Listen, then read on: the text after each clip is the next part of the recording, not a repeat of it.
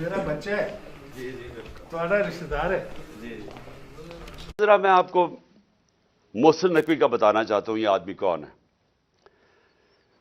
सबसे पहले जो रजीम चेंज हमारे खिलाफ हुई, जब ये पूरी साजिश हो रही थी, तो हमारे पास मैं तब गवर्नमेंट में था, तो मुझे आईबी की बाकायदा रिपोर्ट्स आती थी कि जो सबसे एक आदमी ने सबसे ज्यादा कोशिश की हमारी हुकूमत गिराने की, उसका नाम मोहसिन नकवी था। ये भागा फिर रहा था सारी जगह, कभी नवाज शरीफ को पैगाम लेके जा रहा है जरदारी का, तो कभी जरदारी के साथ मिलके सिंध हाउस के अंदर बैठा हुआ है, लोगों की हराम के पैसे से लोगों को खरीद रहा है। ये सब पेश पेश था। हर जगह मोहसिन नकवी का नाम आता था कि इसने सबसे ज्यादा कोशिश की इस कॉन्स्पिरेसी को कामयाब करने के लिए। और ये वो एक्स आर्मी चीफ को भी मिलता था, जिसकी असल तो मास्टरमाइंड वो था। लेकिन जितने भी प्लेयर्स उसके इर्द गिर्द थे, उसमें एक प्लेयर जिसका सबसे ज्यादा नाम आता था, उसका नाम मोहसिन नकवी था। तो ये इसको जिसको जरदारी कहता था, ये मेरा बेटा है, यानी जरदारी ने इसको अपना बेटा बनाया हुआ था। अब ये सोच लें कि इसका कैरेक्टर क्या होगा कि जरदारी जैसा आदमी, जो इंटरनेशनली सारी दुनिया जरदारी को जानती है कि करप्ट तरीन आदमी है, इसके ऊपर किताबों के अंदर इंटरनेशनली किताबों में जरदारी का चोरी का जिक्र है।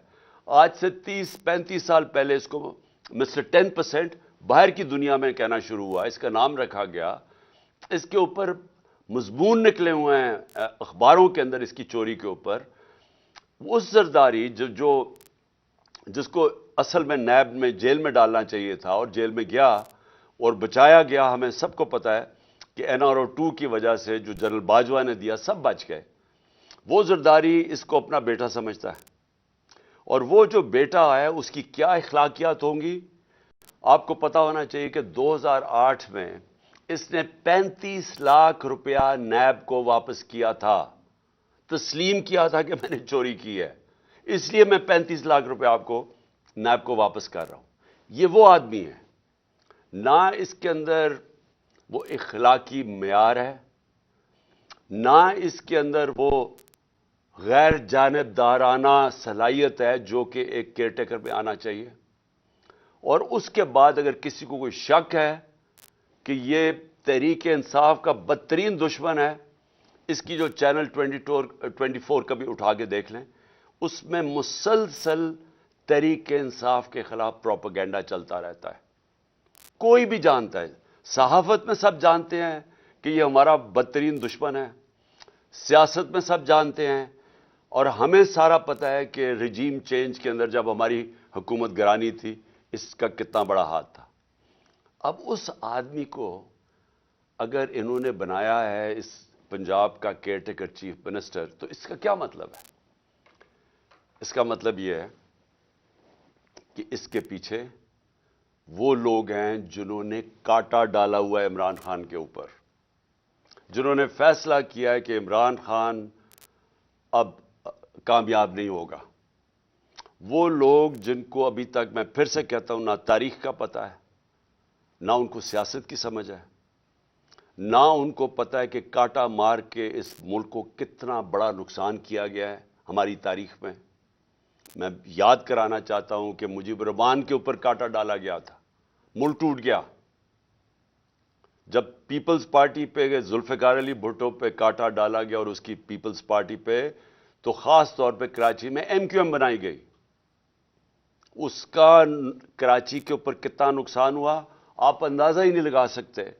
कि दुबई शायद इतना उस वक्त जब उभर रहा था, तो कराची से लोगों ने, जो इंतशार हुआ था कराची, उन्होंने दुबई में जाके कारोबार शुरू किए थे। और फिर वही MQM के ऊपर जब कांटा लगाया तो हकीकी बना दी। फिर जो आज बलूचिस्तान में अभी तक वो आग नहीं बुझी, जो कि नवाब अकबर बुख्ती के ऊपर कांटा लगाया गया। ये जो सियासतदानों के ऊपर कांटा लगाया जाता है, ये मुल्क ने बड़ी भारी कीमत अदा की है। और ये बंद कमरों में जिन लोगों को समझ नहीं है, वो जब लगाते हैं तो ये मुल्क नुकसान उसका उठाता है। अब इमरान खान के ऊपर फैसला हो गया कांटा लगाना। کاٹا لگانے کا یہ سامنے اب آ گیا محسن نقوی. محسن نقوی نے اب کرنا کیا ہے, یہ میں ابھی آپ کے سامنے پیشن گوئی کر رہا ہوں, کیونکہ یہ اتنے بیوقوف لوگ ہیں جو یہ کرتے ہیں کہ ان کو یہ نہیں پتا کہ ساروں کو ان کے پلان کا پتہ چل جاتا ہے پہلے سے کہ یہ کیا کرنے جا رہے ہیں. یہ کیا کرنے جا رہے ہیں, یہ پہلے یہ اب آ گیا محسن نقوی. یہ اب وہ سارے وہ لوگوں کو لے کے آئے گا, پولیس والوں کو اور بیوروکریٹس کو, جو ہمارے سخت مخالف ہے. جن لوگوں کو یہاں پاور دی جائے گی بیوروکریسی میں اور پولیس میں, جن کا 1 پوائنٹ ایجنڈا ہوگا کہ تحریک انصاف کو اب کیسے دبا رہا ہے. سارا پولنگ سٹیشن الیکشن کا سٹاف ہوگا, وہ چن چن کے لگایا جائے گا کہ کیسے دھاندلی کر کے تحریک انصاف کو ہرانا ہے. ان کو خوف آیا ہوا ہے, پتہ ہے ان کو کہ اس وقت تحریک انصاف کی مقبولیت پاکستان میں کیا ہے, اور ان کو پتہ ہے کہ یہ الیکشن کے ذریعے اب ہمیں ہرا نہیں سکتے, اس لیے الیکشن کروانا نہیں چاہتے.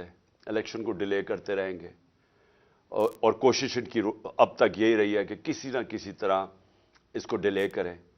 لیکن اگر جب بھی الیکشن ہوگا تو انہوں نے, جب سارے امپائر بھی اپنے ہوں گے, سٹاف بھی اپنا ہوگا, ہر چیز, الیکشن کمیشن تو پہلے ان کی ہے, تو جب تک جیت نہیں سکیں گے یہ الیکشن نہیں ہونے دیں گے.